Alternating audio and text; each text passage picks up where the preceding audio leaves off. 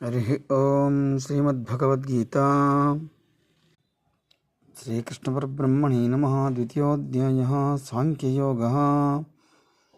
ఈరోజు మూడవ శ్లోకం చూద్దాం. క్లైబ్యం మాస్మగమః పార్థ నైతత్త్వయ్యుపపద్యతే క్షుద్రం హృదయ దౌర్బల్యం త్యక్తోత్తిష్ఠ పరంతప. మళ్ళీ ఒకసారి. క్లైబ్యం మాస్మగమః పార్థ క్లైబ్యమాస్మగమః పార్థ నైతత్త్వయ్యుపపద్యతే క్షుద్రం హృదయ దౌర్బల్యం